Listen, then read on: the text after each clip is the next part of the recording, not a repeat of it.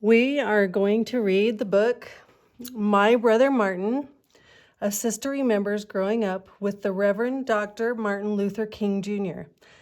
by Christine King Ferris, illustrated by Chris Son-Piet. The genre is a biography. This tells about a person's life and is written by another person. As you read, look for information about why the person is important, opinions, and personal judgment based on facts. We were born in the same room, my brother Martin and I. I was an early baby born sooner than expected. Mother dear and Daddy placed me in the chifforobe drawer that stood in the corner of the upstairs bedroom. I got a crib a few days afterward. A year and a half later, Martin spent his first night in that hand-me-down crib in the very same room. The house where we were born belonged to Mother Dear's parents, our grandparents, the Reverend and Mrs. A.D. Williams. We lived there with them and our Aunt Ida, our grandmother's sister. And not long after my brother Martin, who we called M.L., because he and Daddy had the same name, our baby brother was born. His name was Alfred Daniel, but we called him A.D. after our grandfather. They called me Christine, and like 3 peas in one pod, we grew together. Our days in rooms were filled with adventure stories and tinker toys with dolls and Monopoly and Chinese checkers.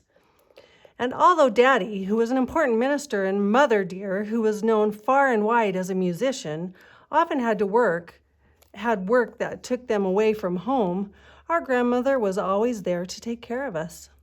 I remember days sitting at her feet as she and Aunt Ida filled us with grand memories of their childhood and read to us about all the wonderful places in the world.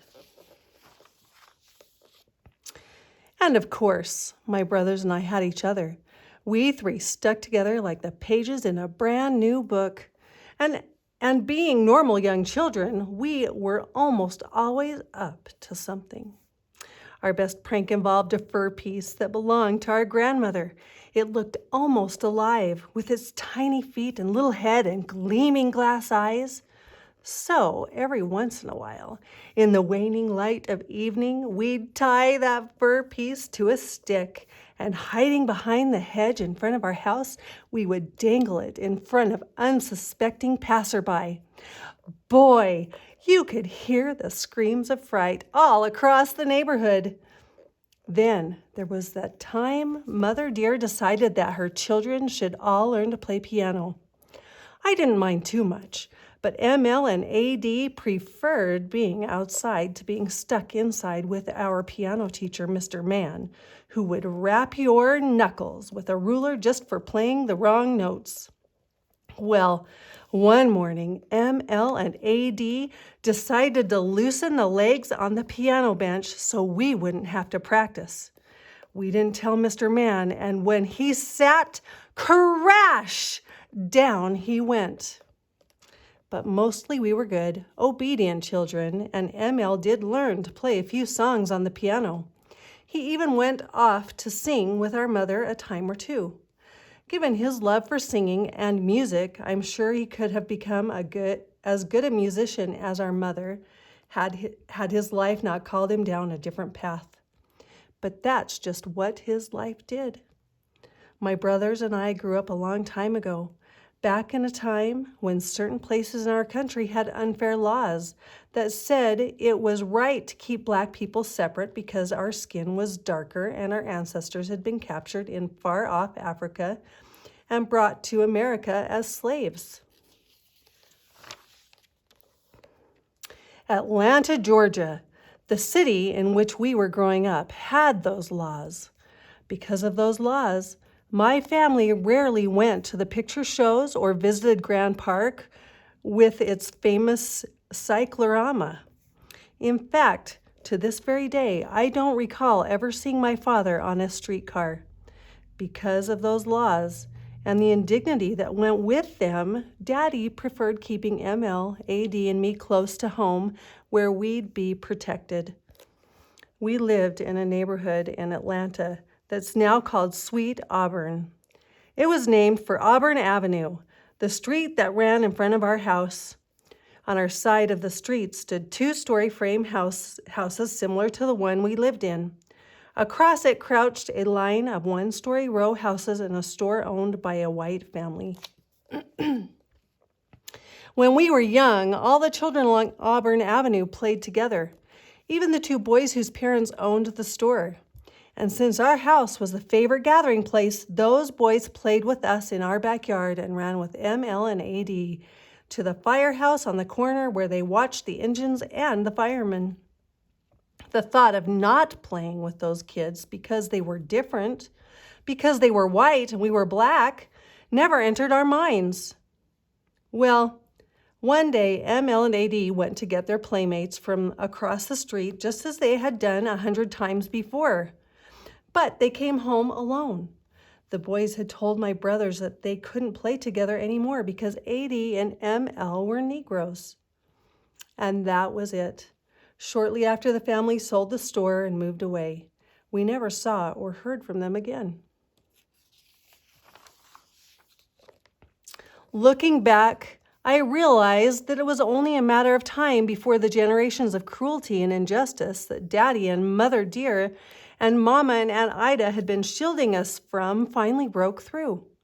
But back then, it was a crushing blow that seemed to come out of nowhere. Why do white people treat colored people so mean? ML asked Mother Dear afterward. And with me and ML and AD standing in front of her, trying our best to understand, Mother Dear gave the reason behind it all. Her words explained the streetcars our family avoided and the whites only sign that kept us off the elevator at City Hall. Her words told why there were parks and museums that black people could not visit, and why some restaurants refused to serve us, and why hotels wouldn't give us rooms, and why theaters would only allow us to watch their picture shows from the balcony. But her words also gave us hope. She answered simply, because they just don't understand that everyone is the same, but someday it will be better.